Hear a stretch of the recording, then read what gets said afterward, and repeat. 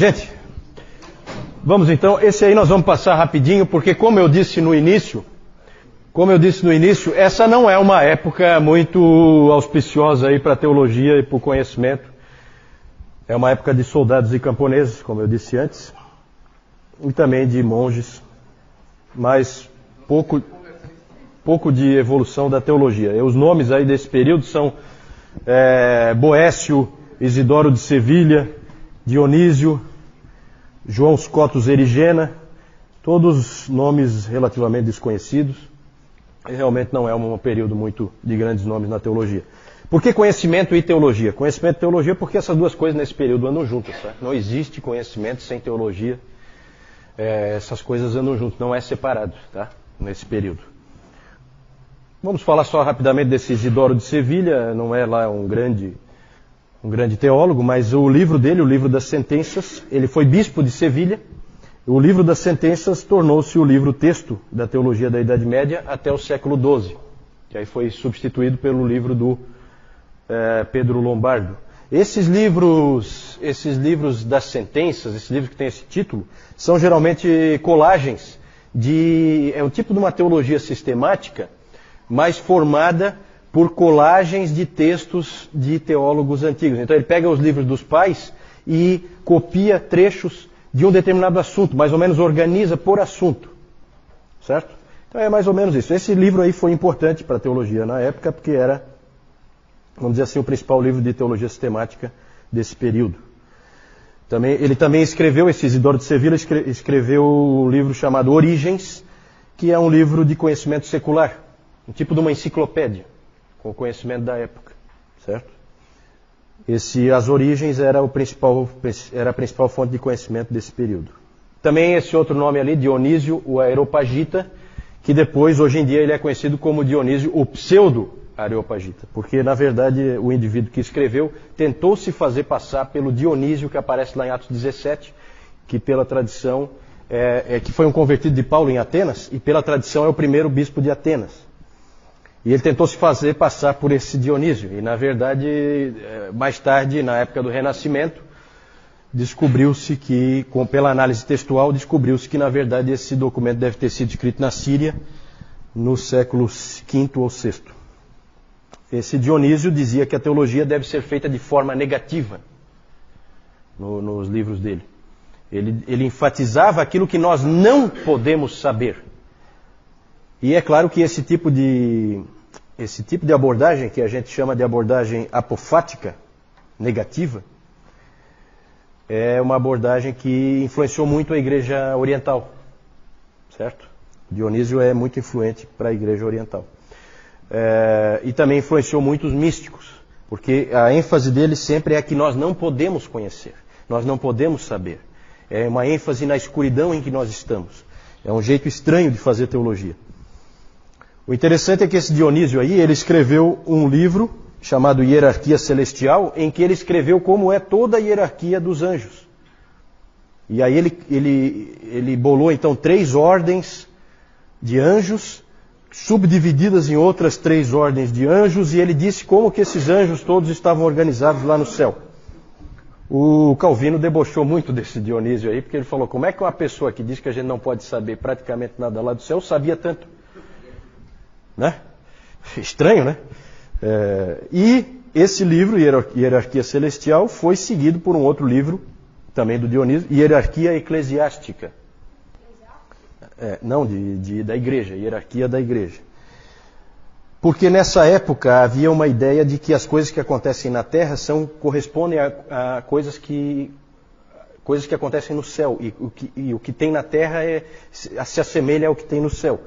E então esse hierarquia eclesiástica seguia aquele hierarquia celestial. E a igreja gostou bastante desse livro dele, né? Porque vocês podem imaginar o quanto é interessante para a Igreja Católica Romana uma ênfase em hierarquia, ainda mais dizendo que no céu é assim, para que eles possam daí dizer que na Terra também tem que ser. E então eles receberam bem esse livro. O Calvino debochou desse cara aí, não viu nada de especial nele. Nesse período nós temos alguns importantes movimentos educacionais, centros de conhecimento. Já falamos da Irlanda como um grande centro de conhecimento, com aqueles monges copistas aos montes, estudando muito. E um muito importante é a cidade de Aachen, que existe essa cidade até hoje, fica na Alemanha, na fronteira com a França, bem na fronteira com a França, e era a capital do Carlos Magno, a capital do Império Carolíngio. E lá nessa cidade, o Carlos Magno, que não tinha muita instrução, ele não era de maneira nenhuma um intelectual, nem nada disso, mas valorizava muito a educação e o intelecto. Então ele trouxe um sujeito chamado Alcuino, ele trouxe de York, na Inglaterra, um indivíduo muito inteligente, e ele foi o reitor da Aula Palatina. Aula Palatina significa escola do palácio. Então no palácio do Carlos Magno funcionava uma escola, um tipo de uma universidade, vinha gente do mundo inteiro estudar ali, com professores que tinha ali. Os professores sempre são monges, certo? Sempre são clérigos, normalmente monges. Esse aí nós vamos ver bem rapidinho esse ponto aí do conhecimento de teologia, porque realmente não tem muito o que dizer. Mas é interessante para nós alguns debates teológicos que aconteceram, principalmente mais para o final desse período de 500 anos que a gente está vendo agora. O primeiro é o debate sobre a ceia do Senhor. Foi um debate entre dois monges de Corbe. Corbe era um dos centros de conhecimento do Carlos Magno, que o Carlos Magno tinha estabelecido, certo? Era comum os centros de conhecimento serem sempre vinculados a mosteiros. Então já é junto ali, você tem o mosteiro, os monges, os melhores monges são os professores. Eles ensinam os outros monges e ensinam também estudantes, certo? É o princípio das universidades, certo? Ainda não são universidades, mas está começando. Sempre primeiro nos mosteiros e depois nas catedrais. E também no palácio, no caso do Carlos Magno. Lá em Corbe, nesse mosteiro, na França, houve esse debate entre dois monges.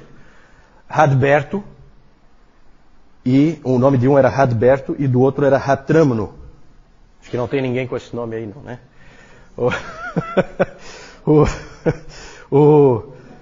Esse debate ocorreu no século IX, e eles debateram sobre a natureza do corpo de Cristo na ceia. Exatamente. O que Jesus Cristo quis dizer quando ele falou, este é o meu corpo? O que ele quis dizer com isso? Isso aí vai ser sempre um grande problema, tá? Os problemas teológicos causados por isso aí já começa aqui e vai aparecer de novo lá na época da Reforma, inclusive dividindo a igreja protestante por causa desse debate. Aqui esse debate ganhou força. O Radberto defendia a presença real, ou seja, que aquele pão virava realmente o corpo de Cristo, ele se tornava o corpo de Cristo. E o Ratramno defendia que era uma presença espiritual. Aí vocês podem imaginar, pelo catolicismo romano hoje, quem é que levou a melhor. Certo? Ratramno foi condenado como herege por ter dito que a presença é espiritual. Aí, o ensino dele foi condenado pela igreja no Sínodo de Vercelli em 1050, como uma heresia. E no Concílio de Latrão, que esse Concílio de Latrão é importantíssimo para o catolicismo romano, várias coisas foram definidas ali. Só que esse já foi em 1215, já é num outro período, mas eu estou falando aqui porque o debate começou nesse período que nós estamos estudando agora. Só foi colocado assim uma pá de cal, resolvido, no Concílio de Latrão em 1215, quando foi colocada como dogma da igreja a doutrina da transubstanciação. Exatamente. Não, a doutrina então passou a ser um dogma da igreja e permanece até hoje. Certo? Outro debate sobre a predestinação. Nós falamos de Agostinho e nós vimos que o Concílio de Orange, em 529, tinha definido um agostinianismo moderado, um semi-agostinianismo, que se diz,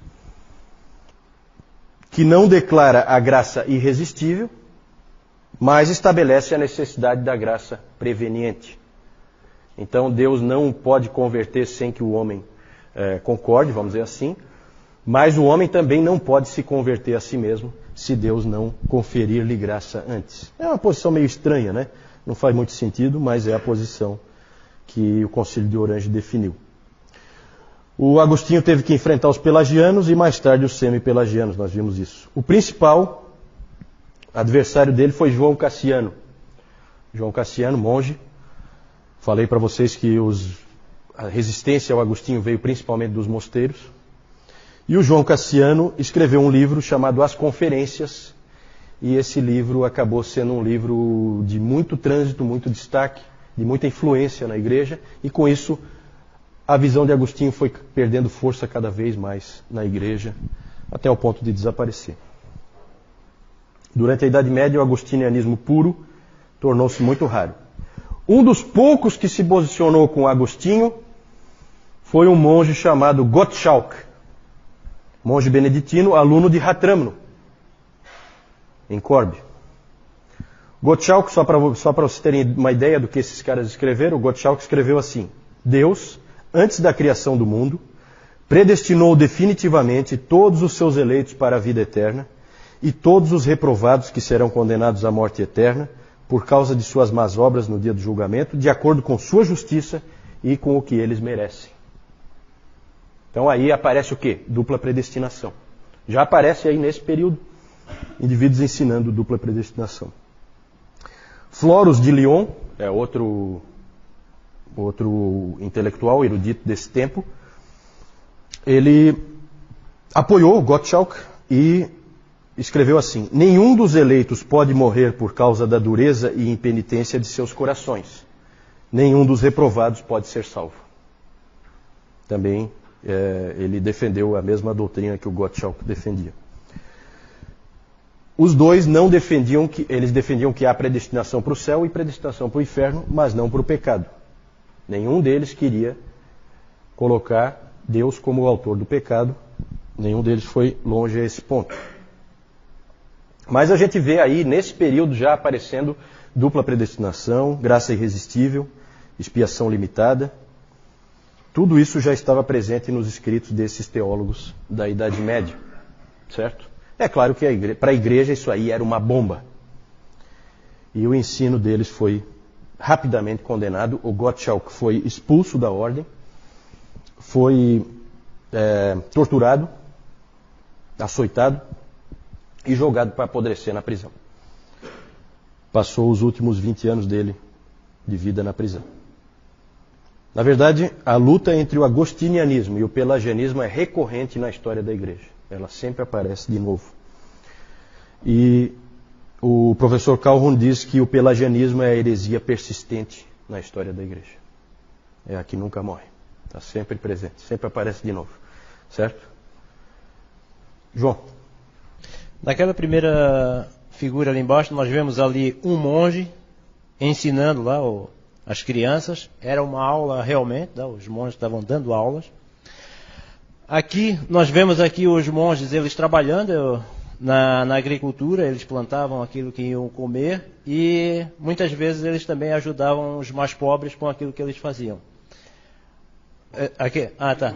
É aquela parte ali onde ele está fazendo a distribuição para os pobres. E aqui nós vemos os monges fazendo cópias, os copistas. Isso aqui a gente vê muito, quem assistiu aquele filme ou leu o livro O Nome da Rosa, de Humberto Eco, a gente vê muito essa parte aqui dos copistas ali. Eles passavam dias e dias em cima daquelas escrivaninhas ali, fazendo cópias das escrituras. Aqui só eu quis colocar ali Isso aqui, olha só, gente, que interessante. Ali que o João mostrou, né? Ali pela roupa dá para ver que é um monge dominicano, depois nós vamos falar deles. Ó. E as crianças aprendendo com eles. Né? Isso é típico, tá? Isso é típico nos mosteiros é que se aprendia o conhecimento. Tá? E lá os monges beneditinos trabalhando lá em cima, naquela ideia do Benedito, lembram? Da regra de que você ora, estuda e trabalha. Teologia e conhecimento em geral. Essas coisas andam juntas, né? A teologia e o conhecimento, eles andam sempre juntos. Tanto que os monges, eles sabem as duas coisas. Nós vimos ali o Isidoro de Sevilha. Ele escreve um livro de teologia sistemática e uma enciclopédia.